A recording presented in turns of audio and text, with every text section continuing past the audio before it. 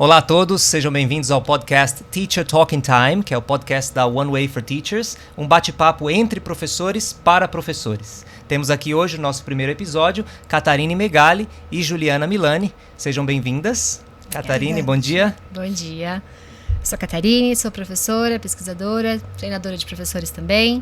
Trabalho com ensino de língua inglesa há mais de 10 anos. Tenho experiência em escolas regulares, em escolas de língua inglesa. Como professor, sempre continuei estudando, então a gente tem os certificados que a gente tem que ter, né? Faculdade, pós, CELTA, etc. Então, o nosso foco aqui é se aprofundar nessa questão. O que o professor precisa, né? Então, vamos falar sobre isso. Legal, obrigado. Ju, seja bem-vinda. Obrigada, Thiago. Prazer estar aqui com você e com a Catarine. Bom, sou Juliana Milani, sou professora, pesquisadora também. Trabalho já na área de ensino de língua inglesa há mais de 20 anos. Também trabalho com formação de professores. Como a Catarine falou, a gente segue estudando, então tenho também o CPI, mestrado em Linguística Aplicada, especialização em língua inglesa, e seguimos sempre estudando. Muito bem. E um prazer estar aqui hoje para a gente poder ter esse bate-papo sobre esse assunto super relevante. Legal. O nosso bate-papo tem esse nome curioso de Teacher Talking Time, que na verdade para quem já está na área, já dá aula de inglês, vai entender esse termo, é um termo técnico, né? Que é um pouco combatido dentro da metodologia, porque é algo que o professor não deve fazer. Então, Teacher Talking Time é aquilo que inibe o aprendizado do aluno quando o professor toma um papel de protagonismo excessivo dentro da sala de aula. Nós usamos esse nome aqui justamente porque esse é um bate-papo fora da sala de aula, onde a gente vai poder abordar todas as nuances do ensino do inglês, do aprendizado do inglês, sem essa preocupação de falar bastante, né, gente? Hoje a gente pode falar bastante porque o momento é para isso, exato, né? Então... Exato. E assim, eu queria começar falando um pouco sobre essa pergunta que todo mundo tem normalmente. Você fala inglês, então você pode dar aula de inglês, né? Você sabe inglês, então você pode dar aula de inglês. E nós, como professores, sempre ficamos com os dois pés atrás diante dessa colocação. Porque não basta saber um idioma para você conseguir dar aula do idioma. O que a gente pode falar um pouco sobre isso? Bom, eu acho que se for por essa lógica, Thiago fala português, pode dar aula de português. Exato, então. Tá certo. Tudo resolvido. Exato. Né? E assim vai funcionar com qualquer falante de qualquer idioma, né? Exatamente. E a gente sabe que não se aplica, porque além de você saber o idioma, você precisa saber sobre o idioma. E saber como também dar aula daquele idioma. Então, é uma distância muito grande. Né? Mas eu acho que é aí que está a diferença, né? Não basta você só saber falar inglês e sair ensinando... Né? Criando métodos e ensinando inglês. Você eu acho que a gente tá tem fazendo, um triângulo, né? A gente tem 3 variáveis interessantes aí, que o primeiro é o conhecimento do idioma em si, depois saber como ele funciona, e depois saber como o aprendizado desse idioma funciona na interação professor-aluno. Né? Então a gente tem muita queixa de professores, por exemplo, que saem de uma formação acadêmica e dizem, eu não estou preparado para entrar na sala de aula, eu não sei dar aula de inglês, né? E eu passei por uma faculdade, eu sei falar inglês, mas quando me colocam na frente de uma sala de aula de inglês, eu não sei por onde eu começo, para onde eu vou. Essa é uma queixa também muito comum, né? Sim. Eu acho que a faculdade, né, em geral, ela prepara a gente teoricamente para o que vai acontecer. Quando a gente fecha a porta e a gente está com os alunos, a teoria, obviamente, é aplicada, mas ela não é a prática. Sim. Né? Então, por isso que o professor é sempre fuçado e sempre se coloca nessa situação de, o que eu vou fazer agora? Porque a gente entende que a gente precisa a gente precisa de técnica, a gente precisa de outras coisas para aplicar na sala de aula. Então, a gente entende aí que tem uma distância grande, né, entre a teoria e a aplicação dessa teoria dentro da sala de aula, quando ela chega realmente onde ela deve chegar, que é no aluno. Exato, é porque a ciência, a teoria, elas são fundamentais e a gente defende também muito isso, porque vai ao encontro do que a gente está falando aqui, não basta só saber o idioma, você tem que saber sobre o idioma e como trabalhar aquele idioma em sala de aula, mas a educação ela é uma ciência muito humana. Então, quando você vai para a sala de aula, você se depara com seres humanos ali. Você não tá. É diferente de você, por exemplo, gravar só uma aula, né? Você grava a aula ali, não tem ninguém na sua frente, você grava, não tem nenhuma interação, não acontece nada que mude o rumo ali da coisa, ou que te distraia, ou que te tire da zona de conforto, porque você segue exatamente ali o plano de aula que você elaborou. Então tem questionamento, né? Isso, não tem disciplina, não tem nada, porque não tem o material humano. Quando você vai para a sala de aula, aí tudo pode acontecer na sala de aula. Exato. E aí você tem, então, a diferença entre o cenário ideal, né, onde no seu plano tudo funciona perfeitamente, né, e o cenário real, onde você tem perfis diversos na sua frente com resultados de aprendizagem diversos. Exatamente. Né? E aí você tem que entender esse processo para poder te ajustar a sua prática. A todo momento. E aí é onde você precisa trazer ali a teoria e a prática juntas, né? E muitas vezes mudar ali o seu plano, enfim, fazer uma série de adaptações que você só consegue fazer se você tem a teoria. Claro que você tem que ter. Sim, claro. Então, a INET ajuda, mas o dia a dia da escola, da sala de aula, o chão ali de sala de aula, ele é fundamental para a formação do professor. Sem dúvida. E o que a gente pode dizer, então, a respeito desse processo de aprendizagem de uma segunda língua? Em que nuances ele é diferente ao da aprendizagem de uma primeira língua, por exemplo? Porque a gente lida sempre no ensino de inglês com indivíduos que já falam uma língua, né? Então a gente tem que levar isso em conta, né? Qual é a diferença entre esse indivíduo que está aprendendo uma segunda língua daquele bebê lá atrás que está aprendendo a primeira língua, né? Que tipo de abordagens vão atuar nesse caminho? Uma pergunta interessante, né? Bota a gente aqui para pensar. Eu até respirei fundo para pensar. Eu diria que de primeira ali, quando você está aprendendo a sua língua nativa, você está imerso naquele contexto. Então, sua mãe, sua família, todos os seus coleguinhas, enfim, tudo favorece para que você realmente aprenda, porque os alunos, quando chegam para o professor de ESL, né, de inglês como segunda língua ali, eles vêm de uma primeira língua e eles chegam... O inglês a gente tem contato no dia a dia, porque é um idioma que é muito presente no Brasil, mas é diferente de como você aprendeu a sua primeira língua. Então você tem ali, por isso que existem também todos os estudos, etc., para nos ajudar a como fazer esse processo com o aluno, porque não é tão natural quanto o que foi da primeira língua. A gente precisa criar um processo de imersão, né? Que não é natural, que é... Ele é criado, feito exatamente, para ajudar esse aluno a aprender. Então, né? Sim. Isso me fez pensar sobre a visão heteroglóssica da língua. Então, é uma questão de a gente entender que a pessoa vai aprender o inglês, mas ela não precisa necessariamente sair do português para aprender o inglês. Ela não precisa necessariamente traduzir palavra por palavra, mas a gente também não pode não deixar ela se apoiar na primeira língua. Uma língua não exclui a outra. Exato. Esse seria o próximo ponto que eu ia falar. Em qual medida o aprendizado de uma língua depende ou influencia o aprendizado da outra? Então, se é necessário uma se apoiar na outra, que tipo de proximidade, que tipo de distância devem ser estabelecidas? Eu acredito que não tem como a gente se distanciar totalmente, né? Você já tem uma língua ali. Sim. Né? Não é uma tela branca que você vai colocar só informação ali. Você já tem uma língua de referência.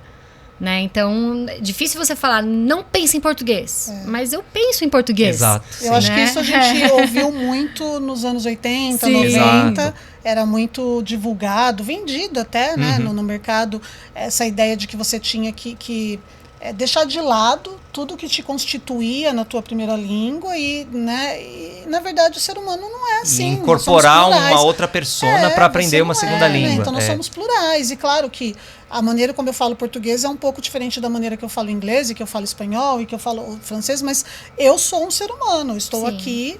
E eu acho que, respondendo a sua pergunta, você me fez pensar também em que medida a primeira língua influencia, enfim, e brinca ali com a segunda, terceira, etc.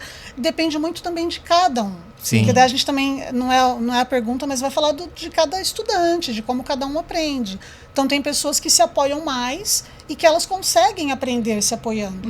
Tem pessoas que conseguem não pensar totalmente em inglês, mas elas fazem essa transição com mais facilidade. Então depende muito de cada um. Exato. Aí. Mas o fato é que eu concordo absolutamente com a Catarina. A gente não tem que deixar de lado a nossa língua materna e falar agora eu só vou fazer inglês, até porque elas podem se ajudar em muitos momentos. É claro que a gente tem que, porque eu entendo que numa escola de inglês a gente tem 2 horas de aulas semanais. né? Então é claro que a gente tem que encorajar o uso da língua inglesa naquele ambiente, porque eles não vão usar a língua em nenhum outro lugar. É extrair o máximo dessa imersão, né? Desse momento. Mas a gente hoje entende que não é mais de uma forma tão engessada, encapsulada, né? Você pode sim se apoiar no português, mas você também não vai usar o português como uma muleta para você não usar o inglês no único momento da semana em que você pode usar o inglês. Tem uma série de variáveis aí, né? Na verdade, tem uma que eu considero uma grande vantagem na nossa atuação de professores de inglês brasileiros para brasileiros, em que a relação e a influência da língua-mãe ajudam muito, né? No sentido de entender o raciocínio do aluno, né? Tem professores, né, que com uma percepção mais aguçada vão entender por que o aluno está cometendo determinados erros. Por exemplo, aquele I have tan years old. Exato, exato. É um erro. A posição do adjetivo, né? Que vem antes ou depois. Então, E aí acho que também a gente que dá aula tanto em escola de inglês quanto na educação básica, que está ali nas escolas, né, regulares, a gente percebe também isso, porque na escola de inglês a gente consegue focar muito mais também no inglês o tempo todo, digamos assim. Foi ali para isso, né? Isso. O número reduzido de alunos, tudo favorece. Exato. Quando você está numa sala de aula de educação básica com 30, 40 alunos, 1 ou 2 vezes por semana, é outro contexto. E aí isso diz muito sobre aonde a gente quer ou precisa chegar, né? Então, como professor. Então, a gente falando no universo de escola privada de inglês, né? O objetivo comunicativo primordial é fazer daquele aluno um falante de inglês num período X de tempo. É uma entrega, né, de valor. O pai vem, coloca o filho na escola e ele quer um resultado. O resultado é o filho falando inglês, né? Em curtas palavras, seria isso. O que é um pouco distante da realidade de uma escola regular, onde você tem uma proposta, mas você não vai necessariamente formar falantes, né? Falantes completos do idioma, nas habilidades diferentes, etc. Então, o caminho que o professor vai percorrer aí é um pouco diferente, né? E nós estamos aqui, inclusive, para bater um papo sobre isso, sobre essas diferenças, né? Então, assim, guardadas as devidas proporções, o que a gente pode falar? O que seria uma aula de inglês eficaz em cada contexto para vocês, por exemplo? Eu sempre lembro, falei para vocês já, lembro da minha professora na pós-graduação, que nós fizemos essa pergunta depois de discutir várias metodologias, etc. E cada um trabalhava em uma escola, cada aluno ali, a gente trabalhava em escolas de inglês diferente. Então, na minha escola é assim, na minha é assim. E aí, então qual seria a aula de inglês ideal? Como que seria? E ela falou, olha, gente, a aula de inglês ideal é aquela aula onde o aluno aprende. Exato. Se os alunos aprenderam, para eles aquela foi uma aula de inglês bacana e ideal. É isso. Então, né? Eu ia falar isso, né? Do contexto de onde eu fui formada, né? E de onde eu sempre trabalhei. A ideia é essa: o aluno vai sair da aula, ele aprendeu algo novo, ele conseguiu tirar algo daquela aula. Então a sua aula foi ok. Mas ele não saiu falando, blá, blá, blá. Tá bom, mas ele conseguiu comunicar alguma ideia diferente, de alguma forma diferente. Então a sua aula já foi eficaz o suficiente para aquele momento, né? A gente tem que entender que a aquisição de língua é um processo. Então, né, uma aula só, ela não vai definir como vai ser o processo todo, mas a gente tem que pensar em várias aulas bem-sucedidas para chegar ali no ponto final. Então, é isso. Eu acho que também você me fez pensar numa coisa importante também, que é isso. O que é aprender alguma coisa, né? Então, eu só, por exemplo, reproduzir alguma coisa, ou de fato eu entender a língua como produção de sentidos. Então, se apropriar daquilo. Isso. Se eu sair o que eu aprendi naquela aula foi só repetir alguma coisa que o meu teacher ou minha teacher passou, é um aprendizado. Mas será que ele é tão significativo quanto eu ter conseguido expressar uma ideia que eu gostaria? Sim. Algo que, né, para uma produção de sentido mesmo linguístico, por mais curta que seja, uma frase, alguma coisa, mas então ambas as situações trazem aprendizado, né? E ambas têm seu valor, então às vezes até com erro. Exato, e a gente tem que entender, Ju, que dentro disso está aquela evolução na complexidade, né? Isso. Que a gente começa com o mais elementar, não tem como você sair falando um idioma se lhe faltam, né, palavras. Se faltam estruturas gramaticais, lógica. Exato, então assim, eu acho que tudo deve ser valorizado, né? Valorizar a memorização de pequenos, né, blocos de conteúdo, de informação, já é já é legal, já é um aprendizado, exato. né? Agora, como esse processo acontece, né? Dentro do nosso nicho, por exemplo, pensando agora em escola privada de idiomas, a gente tem muita ideia, o mercado fala muito sobre isso, que esse processo da aula de inglês tem que ser muito interessante, muito dinâmico. Você tem que ser, a gente usa uma expressão no nosso treinamento, você tem que ser amused by a show. E a gente usa essa expressão, né? Você ser entretido pelo professor como algo que você tem que colocar os pés atrás, né? Então, assim, será que isso é realmente o mais interessante, o mais importante, né? O que você vai lá, o professor dá um show na sua frente, você sai feliz, eu tô aprendendo inglês. Então, será que é esse o caminho? Eu não estou dizendo, obviamente, que a aula de inglês tem que ser puramente uma sequência de evoluções técnicas, né? Para que você cumpra os requisitos e diga, cheguei aqui, saí como aluno, memorizei como é que usa aqui uma estrutura X, né? Mas eu acho que são duas variáveis interessantes, né? A diferença entre o real aprendizado, né? E você ter esse engajamento, essa motivação, esse interesse. Né? Eu não sei de onde surgiu essa ideia de que o professor de inglês tem que ser dar um muito show, legal. Né? E que tem que ser, talvez, de um lugar onde as pessoas aqui eram obrigadas a fazer inglês porque elas precisavam do inglês para algum currículo ou algo, e não era algo muito espontâneo no começo. E aí o professor tinha que fazer daquilo algo interessante. Mas é isso, o que adianta eu rir a aula inteira e quando eu sair... Porque foi o que a gente falou, não é uma questão de só saber repetir o que o professor falou, mas é uma questão de ter a autonomia de se apropriar daquilo e conseguir transformar aquilo numa ideia sua. Exato. Então, assim, será que... Tá bom, eu me diverti, foi legal, ok, mas eu consigo me apropriar daquilo que foi dito e passar aquilo pra frente de uma outra forma? Produzir, né? A minha versão, o meu sentido. Desenvolver pensamento crítico, desenvolver autonomia, né? Eu acho que a gente trabalha aí com dois espectros, digamos. A aula de inglês não precisa ser fun, aquela coisa, English is fun, all the time. Não precisa disso e também não precisa ser chata, boring. Exatamente. Exato. Né? All things in moderation lá, moderation in all things. Acho que é um pouco isso, né? Até porque o conceito do que é fun e do que é boring varia muito, né? A gente tem o famoso conceito de boredom threshold, que seria o limiar daquilo, de onde a sua motivação ou o seu engajamento como aluno começa a cair, né? E isso varia de pessoa para pessoa. Então eu posso me divertir muito com um procedimento dentro da aula que o meu professor propôs e o meu colega do lado está achando aquilo um saco. Sim. Né? Então, e aí até por isso é importante o professor variar muito ali nas estratégias que ele usa, porque ele vai atingir diferentes alunos em diferentes momentos. Exato. Mas eu concordo absolutamente com vocês nessa questão de que a aula de inglês não precisa ser fun o tempo todo. Exato. Ela precisa ser dinâmica e eu acho que ela precisa ser interessante e potente do ponto de vista da aprendizagem. Exato. Às vezes, uma aula em que você está lendo um texto denso até e discutindo, ele é interessante, ela é uma aula interessante. Né? Embora seja densa, embora seja difícil, você sai até cansado, porque você foi, né, desafiado ali intelectualmente naquela aula, cognitivamente, mas ela é uma aula interessante.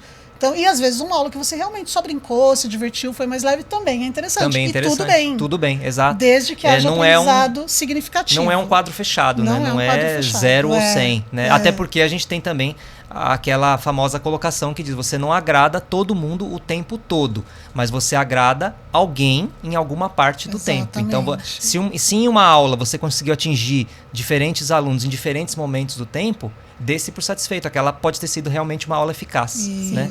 Para o seu aluno. A gente fala bastante disso no treinamento. Exato. Né? De entender que existem vários momentos na aula e que cada momento, talvez um vai ser chato para um, outro vai ser chato para outro, mas o foco é diversificar a ponto de que os alunos sejam atingidos, contemplados, né? Exato. Durante uma aula. Isso, né? E durante o processo do curso. Às vezes não em uma aula, mas talvez em duas, né? 2 vezes por semana. Sim, e dentro da experiência também, dentro de uma mesma aula, a gente percebe, por exemplo, a ficha caindo, né, dos alunos com relação à compreensão, ao entendimento, enfim, em momentos diferentes. Né? Então tem um aluno que está no momento da aula meio confuso, você está abordando algum procedimento e tal, daqui a pouco, saquei. Agora entendi. E o outro já tinha entendido antes, então isso é perfeitamente normal e aceitável e vai acontecer o tempo todo. Né? Então aí nós temos aquela questão do plano de aula, né, e da aplicação desse plano de aula. Se o professor ter um plano perfeito, primeiro, é obrigação, né? Ele tem que tentar fazer o melhor possível do seu plano. Só que na hora que ele aplica aquilo, aí é a realidade. Aí vai bater com os alunos. E a resposta, o retorno, né? Vai ser talvez até imprevisto. Né? E às vezes melhor do que você esperava. Muitas Muito vezes, frequentemente, pela minha experiência, melhor do que eu esperava. Outra coisa só para complementar, Thiago e Catarina, é que quando a gente começa a dar aula, tô falando aí lembrando da minha experiência, a gente é mais fechadinho, né? Sim, a gente vem com aquela coisa, não, a aula tem que ser assim. Eu não posso fazer fora, né? É muito engraçado isso, porque é o dia a dia da escola, é o chão de sala de aula que vai te dando essa tarimba, esse jogo de cintura. E às vezes até os imprevistos que acontecem na sala de aula, que te obrigam a mudar o plano. Sim, sim. Um belo dia, aquela sua aula maravilhosa, que seu coordenador aprovou, tá tudo certo, você fala, nossa, quando eu fui aplicar aqui, eu preparei a aula para 8 alunos, vieram 2. Pronto, acabou com o seu plano de aula. Exato. Você já tem que mudar, tem que... E pegando esse gancho aí do começo, então, da experiência do professor de inglês, ele fica, talvez, over-concerned, né, preocupado demais com ensinar o plano. Teach the plan. E aí a gente tem teach the plan versus teach the students, que são os que estão ali na sua frente. Então ele segue as etapas da aula com maestria, com perfeição, mas o aluno não é atingido, né? Não é atingido porque ele está preocupado em cumprir as etapas, né? Terminei, deu 1 hora de aula, nossa, estou feliz, foi uma aula ótima, fiz tudo o que eu planejei, né? E ele nem sabe muitas vezes dizer como que o aluno saiu daquela aula, né? Então... Eu ia falar sobre isso porque eu lembrei disso, fui lembrando das primeiras aulas que eu dei. E eu não tinha essa awareness de quando que meu aluno entendeu. Isso aqui foi realmente legal para todo mundo, né? Que você falou, a gente percebe quando o aluno entendeu, quando caiu a ficha. Eu não tinha isso, porque eu tava tão preocupada em terminar o plano. Porque eu não termino o plano, você acabou de começar a dar aula, acabou a sua aula, você faz, ai, meu Deus, graças a Deus, consegui. É uma maratona, consegui, vamos pra próxima. Então você tá tentando cumprir. E aí você reproduz essa aula, se você tiver que dar essa aula de novo, você reproduz exatamente igual. Porque você já tem aquele plano. Para alunos diferentes. Para alunos diferentes, exatamente. Eu acho que é isso que a gente fala sobre o professor que acabou de se formar. Né? Então, assim, o que falta ali? Falta exatamente isso, começar a ter técnicas para entender como que você percebe a dificuldade do seu aluno. Como que você percebe quando o seu aluno entendeu. Como que a gente adapta a mesma aula. Porque a gente não precisa preparar 100 aulas diferentes. Mas a gente tem uma aula e que a gente vai saber como que aquele aluno se sente mais confortável, a gente vai adaptar. Exato. Né? Eu acho que essa questão pro professor de inglês, pro professor em geral, a questão de se adaptar é interessante. Porque a gente não tem um plano, obviamente, mas a gente precisa adaptá-lo para que ele seja inclusivo. Né? Então, eu acho que isso é uma coisa que me fazia muito insegura quando eu comecei a dar aula. Do tipo, o que eu tenho que fazer agora? Mas aquele aluno não entendeu. Ah, mas eu fiz. Mas eu terminei, eu segui o plano. Se ele não entendeu, a gente vai pensar depois nele. Mas eu segui o plano. E aí tudo isso que você está falando tem a ver muito com essa questão de teoria e prática, que é a praxis, né, gente? Exato. É isso. A gente não consegue entrar na sala de aula sem um bom embasamento teórico, mas é a prática que traz aquele embasamento teórico para a vida real, para o aluno. É o que eu sempre falo no final de um processo seletivo, por exemplo, de treinamento para professor. Eu falo, a gente aqui, nesse processo, te equipa, né? Na parte técnica, mas eu não posso exigir de você experiência. Então eu preciso que você chegue num nível mínimo técnico para você entrar, fazer parte da equipe de professores, porque tem que estar mais ou menos igual nesse sentido, saber como conduzir as coisas, né? Mas a prática ela só vem com o dia a dia. E aí o inesperado acontece e o professor fala, não estou preparado. Não estou preparado. E agora? Calma, e agora? Para isso que tem a coordenação ali também, né? Aí é isso. Prepara até a experiência, mas você tem que ter alguém por trás, né? Pra te falar, não, beleza, calma. Aconteceu isso, mas é assim que a gente lida, é assim que a gente pode fazer. Você não está sozinho, professor. Exato. Né? Que nada mais é acho que falta isso um pouco pra gente, né? Você não está sozinho, calma. Calma, teacher, você não está sozinho. E que tem a ver com esse desenvolvimento da percepção, né? Talvez o professor não percebe, então precisa de alguém que vai dizer, olha, presta atenção nisso, olha para isso. Né? Mas é porque no começo ele tá tão preocupado Exato. em seguir o plano, que ele, o coitado do professor não consegue mais perceber nada mesmo, né? Ele tá ali e ele fala, meu Deus, se o coordenador falar que vai assistir a aula dele, então acabou. E não vê nem os alunos, não vê nada, só vê o plano de aula e o que ele tem que fazer. E aí isso aí... E o tempo, né? Correndo, ele, meu Deus, eu preciso. Deu 15 minutos, meu Deus. Isso aí me leva a um outro assunto interessante que a gente sempre ouve por aí, né? As pessoas, especialmente quando mudam muito de escola, né? Estuda inglês numa escola privada e vai de uma escola para outra, faz um monte de curso diferente de inglês, fica voltando de nível e aí às vezes diz, eu não me adaptei ao método daquele professor, né? Então eu não gostei. Às vezes dentro de uma mesma escola você tem alunos que falam, eu não gostei do método desse professor. Aí muda de professor. Se for uma escola com uma estrutura, né, de abordagem metodológica consistente, às vezes o professor está fazendo a mesma coisa, né, que o outro professor. Então, quando o aluno diz, eu mudei de professor porque eu não gostava do método daquele professor, mas agora eu gosto do método desse professor, o que será que esse aluno realmente, a que será que ele está se referindo, né? Olha, eu não tenho certeza, né? É difícil, é uma pergunta complexa e até meio filosófica. A gente ficaria mais um podcast aqui só para falar dela. Exato, é que é algo muito comum, acontece muito. Né? Mas eu acho que tem a ver um pouco com aquela questão de abordagem, método, técnica, enfim. Não sei como é que vocês entendem exatamente isso. Eu acho que a abordagem é mais do que eu acredito ali, é o meu belief enquanto professor. Então, o que eu entendo por educação, por língua, por inclusão, por desencapsular currículo, por toda essa, né, tudo isso que constitui esse universo do ensino de inglês. Aí o método é aquilo, a aula começa assim, aí vem para cá, daí tem essa parte, aí tem outra parte. Então, geralmente cada escola tem ali o seu método, ou sua metodologia, como funciona, então seria isso. E as técnicas que o professor usa para desenvolver aquele método, para botar aquele método em ação. Acontece que, da minha experiência, seja qual for a metodologia ou a técnica que você use, a tua abordagem, ou que seja, suas crenças, elas se materializam ali. Então, se você tem 5 professores de inglês numa escola seguindo a mesma metodologia, começando a aula com warm-up, depois uma homework correction. Na homework correction você já percebe o que o professor acredita por educação, por inglês, como ele recebe, né, o feedback do aluno. Como tudo, como ele, o aluno que não fez a lição e o que fez, o aluno que participa ou que não participa, enfim, ali você já consegue. Então acho que tem um pouco a ver com isso. E aí a sua abordagem ela acaba transparecendo. Por isso, as famílias, os alunos falam, nossa, eu gostei do método da Catarina. Exato. Porque a abordagem, as crenças dela sobre ensino, de um modo geral, se materializam ali. Então, você acaba falando que gostou do método, mas não é bem o método. Exato. Né? É justamente onde eu queria chegar. Mais subjetiva, é uma coisa mais... Eu acho que seja isso. Sim, sim. Eu concordo. E não é só na escola de inglês também, na escola regular é a mesma coisa. Regular. Né? É que na escola de inglês, normalmente a gente segue um método só. Né? Então, é uma coisa um pouco mais fechadinha, vamos dizer, né?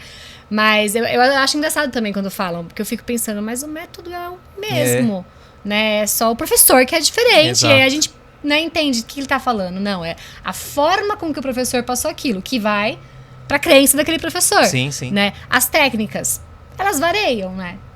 Variam. Elas variam. As técnicas, elas variam. Então, eu posso usar diferentes técnicas que eu aprendi ao longo dos anos, mas elas vão estar ligadas à minha abordagem. Porque é o como você usa as técnicas. Exato. Você pode usar a técnica mais linda do mundo e ser um professor de base excludente. E deixar o aluno para trás. Exato. E você pode usar uma técnica simplíssima e incluir todo mundo e promover uma aula incrível. Exato. E aí justamente está o ponto de junção que a gente comentou agora no começo, desse preparo que o professor traz, talvez de uma formação acadêmica, né? E o outro lado da linha, que é o fim, que é a aplicação. Então, talvez você pegar todo essa bagagem que você tem, né, de conhecimento recebido, etc., e pensar aonde ele está indo, né? Então, o método, né, que se fala aí, né, o método do professor, na verdade, é um grande balaio onde ele pegou todas essas crenças tal, e ele está canalizando para a prática, para dentro de uma execução com uma finalidade, olhando quem está recebendo, como está recebendo, né? E tem também, você começou a falar e fiquei pensando, primeiro tem as universidades que daí é isso, quer dizer, o que ele aprendeu nessa universidade, como é que foi, qual é a metodologia dessa universidade, as abordagens dos professores. Quando aquilo ele comprou também para ele, tem, né? Tem muito isso. E muito do que a gente principalmente no início da nossa jornada ali como professor, tem a ver com o que a gente aprendeu com os nossos professores. Sim. Então, sim. Eu até hoje, por exemplo, a sua mãe me inspira até hoje. Eu me pego fazendo coisas, eu me pego lembrando de frases que ela falou, e entende? Assim, Sempre tem uma referência, e reproduzindo. né? Muitas vezes eu me pego fazendo e falo, nossa, gente, assim... É incrível, depois eu comento mais, mas eu me pego fazendo de outros professores também. Um dos pontos iniciais, eu acho, na formação de um professor é sempre a referência de um outro professor. Sim, por quem ele passou, né? Porque assim, por exemplo, o médico ele se forma, ele vai trabalhar num hospital, mas ele não passou a vida dele toda dentro de um hospital. Exato. Nós não. Nós passamos a vida numa escola, convivendo com professores, com alunos, e aí um belo dia a gente decidiu que a gente queria continuar passando a vida ali. Como professor. Então a gente tem muitas referências boas e não tão boas. A gente começa o nosso treinamento também falando sobre isso, pense sobre referências que você teve de professores, né? Por que elas são referências? Porque podem ser boas ou ruins, né? Podem ter tido impactos positivos que vão refletir na sua prática ou nos seus beliefs, né, com relação a dar aula, ou o contrário. Aquele professor que eu tive é um exemplo de algo que, se eu for professor, eu não vou reproduzir. Eu acho isso muito engraçado, porque quando eu não tenho muitas memórias do meu ensino fundamental, mas eu lembro de uma aula que eu tive, em que eu sempre fui muito ruim em matemática, e a professora pegou na minha cabeça e ela chacoalhou minha cabeça e falou, você nunca vai entender. E ela tinha razão, eu nunca entendi. Eu acho que eu fiquei tão internalizado que eu nunca ia entender, que eu não entendi. E eu nunca fiz isso com nenhum aluno meu. Eu sempre tive pavor de falar, não, você... Deixa isso pra lá. Vamos fazer... Porque eu já vi isso acontecendo. Esse daí não vai conseguir. Eu fico, meu Deus, ele vai. Calma aí. Vamos pensar em alguma coisa. Como que eu vou fazer? Professor, né? O quanto a sua fala pode ser construtiva. Eu tinha 9 anos, eu lembro disso até hoje, né? Construtiva ou destrutiva, né? Então eu fico pensando, teve um referencial bom que você lembra? Eu sempre lembro de um ruim. Porque eu fico pensando, não vou ser essa pessoa. Exato. Então, hoje eu percebo que o meu perfil de professor é um perfil muito mais acolhedor. Sem dúvida. Por quê? Porque eu penso naquilo que eu não quero ser. Né? Então eu acho que essa referência já é primeiro ponto de partida pra gente decidir o que a gente vai fazer. Exato. Às vezes saber para onde não ir Exato. É tão importante quanto você saber as etapas que você tem que cumprir, né? É, eu acho que ainda por onde mais eu tenho que evitar. No ensino de uma segunda língua. Sim. Onde você pode fazer aquela pessoa acreditar que ela não é capaz. Exato. Né? Porque tem quantas pessoas a gente conhece que falam, não aprendi inglês, nunca consegui e não vou aprender. Exato. Não levo jeito. Não levo jeito. Não levo jeito. Não nasci pra isso. Ouve-se muito. Ouve-se muito. Então a gente tem que. Aí vem da gente falar, olha, talvez você não vai tirar um C2. Mas você consegue chegar no B1. Sim. Então, pra você isso já consegue se comunicar, você consegue né? se comunicar, você consegue passar a sua ideia, você consegue viajar e se virar. Então, assim, talvez a pessoa realmente tenha dificuldade com linguagens. O que pode acontecer? A gente como não vai ser humanas. Não vai chegar, humanas não exatas. Exato, a gente não vai chegar em grandes lugares com a matemática, mas a gente sabe as operações básicas, mais ou menos. Mas a gente sabe. Dá pra se virar. Isso traz uma conexão com uma coisa interessante, que seria o próprio desenvolvimento, a própria evolução do ensino do inglês ao longo do tempo, né? Então, assim, o que se esperava de um aluno de inglês 20, 30 anos atrás, né? Com as abordagens que existiam de aula, né? Aonde ele tinha que chegar, né? Eu sei que era uma coisa muito mais reprodutiva, né? Assim, o aluno tinha que reproduzir, né? Reproduzir frases, reproduzir perguntas, etc. E hoje a gente já caminhou, já passamos desse momento, e a gente já caminhou por uma coisa que até a Ju falou agora há pouco, comunicativa nesse sentido, de produção autêntica, que não está somente olhando para o que está certo ou errado dentro da língua, né? Mas sim voltada para uma intenção, né? Para um objetivo de aplicação prática no mundo, né? E é muito interessante você observar isso, porque às vezes o aluno, ele se culpa ele se culpa por não... Ele fala, não levo jeito pra coisa, não vou aprender inglês. Mas ele só tá olhando pra isso, porque ele tá errando ou acertando. Eu não sei usar o passado, então eu não levo jeito pro inglês. Porque ele só tá pensando nisso. E o professor também não pode só pensar nisso, né? Não é a construção do aprendizado de uma língua não é o quanto se erra ou o quanto se aprende, né? Ou quando se acerta, ou quando se erra, ou quando se acerta. Não Mas é só sim, isso. não é só né? isso, exato. Isso é apenas Passa por uma isso, nuance. Exato. Então é interessante isso. Como que vocês enxergam, por exemplo, essa evolução? Para onde que tá indo hoje esse caminho assim da aula de inglês? O que se propõe mais como resultado para o aluno atingir? A gente vem, né, historicamente, de várias metodologias diferentes, né? A gente Mágicas, Mágicas, Então, vamos pensar das lá quais não gosto muito, não, mas enfim. Eu também não. Tem os 2 pés atrás com essas coisas. Aprende inglês em um mês. Sim. Mágica se oferece muito ainda hoje, viu? Não, mas a gente...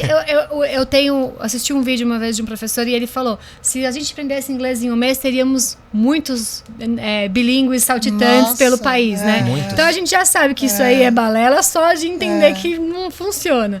Mas eu acho que isso vem muito de pegar essa parte do eu nunca vou aprender o inglês. Sim. Vem dessa fragilidade. Uhum. Então eu vou vender que você vai aprender porque eu tenho um método muito diferente e revolucionário das escolas de inglês que são, nossa, terríveis. Tradicionais e chatas. enfim. E foi onde eu aprendi o meu inglês que eu vou ensinar pra você. Boa. Mas isso vem assim... Como que você aprendia inglês? Minha mãe sempre fala como ela aprendeu inglês. Sim. Então ela aprendeu inglês na mesma metodologia que se aplicava na Segunda Guerra. Né? Que era ali, traduz, blá blá blá, isso, pronto, acabou. Muitos drills, né? Muitos drills. Drill, repeat, blá blá blá. Mas blá, olha blá, que pronto, coisa acabou. interessante, né? Sua mãe, quando você começou a falar, ela estava lembrando da sua mãe, durante sua mãe aprendeu inglês assim. Mas eu aprendi inglês na escola da sua mãe e já aprendi com negative approach. Com outro viés, Sim. né? E aí, isso é muito revolucionário, porque você falou, 20, 30 anos a gente entendia, só que eu aprendi inglês com a sua mãe há 20, 30 anos. Sim. E já era diferente. Da maneira como a gente, com muitos elementos e com uma abordagem, porque é que tá, do que se entende hoje. Sim. Olha como ela já estava muito à frente, assim, de tudo. Eu acho que é exatamente isso. Vem do nosso awareness como professor, entender como que as coisas estão mudando. E como que eu vou me adaptar, né, pra alcançar essa mudança. Né? Então, pra eu não ficar pra trás. Sim. E para os meus alunos não ficarem pra trás. Exato. Porque, né, não tô pensando só em mim, mas estou pensando nos meus alunos. Então é exatamente isso. É uma coisa que... Por isso que a gente fala da aula interessante. Porque ela já foi maçante um dia. Exato. Né? Pode ser que então eu acho que vem daí um pouco. Com certeza. E aí essa questão do meu método revolucionário vem daí. Poxa, você tentou tudo. E as escolas foram... te excluindo com porque você, então assim, eu vou conseguir, eu vou te passar aquilo. E vem muito dessa fragilidade emocional, né? E aí a importância da gente cuidar também do emocional do nosso aluno. Sim. Então, nesse sentido que você estava falando mesmo, Ká, de olha, você pode, você consegue sim. Né? Vem comigo, me dá a mão aqui que a gente vai junto e a gente consegue caminhar, consegue aprender. Porque daí a pessoa não cai nessas balelas. Exato. De achar que vai aprender inglês em um mês, em 2, não sei, com uma metodologia fantástica. Até porque vende-se muito por aí que você perdeu o seu tempo, né? Se você é um aluno com esse perfil, né? Você não aprende inglês, você já tentou isso, aquilo, não sei o que, você perdeu o seu tempo, porque tá todo mundo errado. Né? Todo mundo com as abordagens X, Y, Só Z. eu que nem professor sou que tô certo. Eu comecei agora. Todos pesquisadores. Nunca pisei numa sala de aula real na minha vida, mas eu desenvolvi aqui em casa uma metodologia assim fantástica sem estudar. De trás do computador. De trás do computador, sem estudar, sem nenhum curso formal, Exato. sem nenhum certificado, sem nada. Eu apenas, entendeu, consegui. E eu vou te vender isso em curtíssimo tempo, né? Você vai ter um resultado em curtíssimo tempo, quando a gente sabe que o aprendizado não funciona assim. A gente está falando de consistência. Eu me pergunto, às vezes, em falar, chamar uma pessoa que fez esse curso e perguntar, deu certo? Eu tenho interesse, às vezes, de perguntar, eu já pensei até sabe? em fazer. Pra ter Minha curiosidade já foi saber, tão né? grande Pra que eu já tirar essa pensei. dúvida. E vocês acham que, olhando daqui para frente, vocês acham que essa tendência aí de oferecer essas fórmulas mágicas, né, muito vendidas hoje pela internet e tal, elas tendem a se tornar cada vez mais comuns? Ou elas vão acabar indo para assim, as pessoas vão começar a perceber que não é por aí? Eu né? acho que tem esse lugar delas serem comuns, sim, e até muito por desinformação das pessoas, desconhecimento, enfim. Mas, ao mesmo tempo, eu acho que a história tem nos mostrado que as pessoas, no final das contas, percebem quem é de verdade, quem não é, quem é consistente, quem é pesquisador, professor, enfim, e acabam voltando. Porque daí as pessoas tentam também essas metodologias mágicas e milagrosas, mas depois elas voltam para um lugar onde haja realmente uma preocupação com a aprendizagem, com o ser humano, enfim. Um caminho a ser trilhado, né? E uma coisa séria, porque eu acho que é isso. A gente pode, a aula de inglês ela deve ser interessante, divertida, mas séria. Séria, né? O Paulo Freire fala muito disso, que o rigor acadêmico, ele pode ser alegre, a gente tem que ser mesmo de bem com a vida ali na sala de aula, tem que ser um espaço de alegria, mas com rigor, com teoria, com seriedade. Então, com honestidade nesse sentido, e franqueza, né? A gente vê muito isso também dentro do universo da escola privada de inglês, o aluno com resultados talvez abaixo do esperado, para o nível, etc., e que resolve trocar de escola, porque na outra escola ele só tira 10. Então, assim, a gente, se tem um conhecimento mais sólido do aprendizado e viu o resultado daquele aluno, consegue entender o que está acontecendo ali. Consegue ver que esse 10, puxa, estão tentando mantê-lo feliz. Até quando e até que ponto isso vai se sustentar? Né? Eu concordo com tudo que vocês falaram e acho que é por isso que a gente precisa se equipar. Porque aí a gente vai conseguir falar, peraí, você tirava 10 na outra escola e aqui você está tirando 5, mas olha aqui, vou te explicar. É isso, a gente avalia isso, a gente mostra. E como que a gente faz isso? Se equipando. Estudando, pesquisando, se apropriando também de... Conversando com outros teachers, eu acho que isso também, né? Estando junto ali, trocando ideias. É esse teacher talking time. Exato. É isso aqui. Ouvindo podcast. Exato, muito bom. Eu acho que a gente... existe sim uma tendência da internet disso continuar, né? Mas eu também acho que existe uma tendência de professores sérios que eu venho acompanhando há um tempo, que já tem falado, olha, peraí, não vai para esse lado. Vem aqui, se apropria, eu vou te ajudar, eu vou te ensinar, eu vou te mostrar o que você precisa fazer. E aí você vai fazer sério, você vai tratar isso com uma seriedade. A gente tá falando de educação. Sim. A gente não tá falando de um produto, né? Exato. Então eu acho que é esse que é a chavinha que precisa virar. Eu não preciso vender um curso de um mês para eu ficar rico, né? Porque a gente tá falando de educação. Né? Então, assim, eu preciso me apropriar de técnicas e de coisas que sejam eficazes e que vão levar o meu aluno para algum lugar. Porque eu não estou vendendo um produto. Exato. Né? Então, eu acho que vem muito disso. Existe a tendência, né, para essas coisas né? acontecerem. Mas eu também acho que existem muitas pessoas que estão levando com seriedade. Então, voltam para ir atrás de development for teachers, de ir atrás de outras pessoas, às vezes uma referência, às vezes um professor que você teve, que você fala, posso conversar com você rapidinho? Sim. Né? Então eu acho que a gente vem se equipando para ir contra essas balelas. Não tem outra palavra. E o que acontece é que a pessoa vai por esse caminho da mágica, da facilidade, da rapidez, essa coisa líquida, né? Aprende rapidinho, faz tudo rapidinho.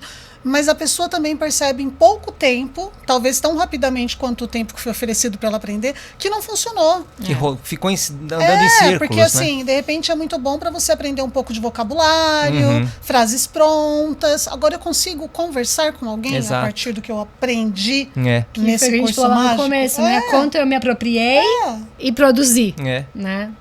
Porque se for só repetição, talvez você consiga alguma coisa assim. Sim, e isso aí tem até a ver com esse desenvolvimento desse monte de aplicativos de idioma que tem hoje, que a pessoa fala, nossa, eu tô fazendo lá para ver se me ajuda, não sei o quê, mas depois de um tempo eu percebi que eu não consigo juntar o A com o B. Porque é apenas informação. É apenas ali, né? São elementos que não se conversam. E o aprendizado é mais que só informação, muito mais né, que isso. gente? É quando essa informação realmente faz sentido e eu consigo, a partir disso, produzir sentidos. Exatamente. Aí é que o pulo do gato ali tá aí. É isso. Então essa questão leva a gente para o começo da nossa conversa hoje, que justamente prova que não é só saber inglês, né? Não é só saber o idioma que faz de nós um professor. É muito mais complexo, tem muito mais elementos por trás aí que fazem da prática do ensino de inglês como língua estrangeira algo realmente consistente e denso e que não deve ser observado apenas como um um trabalhinho, né? Uma coisa que, né, se vê muito, né, por aí também. De forma alguma. Então agradeço a presença da Catarine Megali, Juliana Milani, muito obrigado por estarem aqui hoje. Obrigada. Foi ótimo conversar com vocês e terminamos aqui o nosso primeiro episódio do podcast Teacher Talking Time. Sigam o nosso perfil no Instagram, assinem o nosso canal no YouTube e nos vemos na próxima. Tchau, tchau.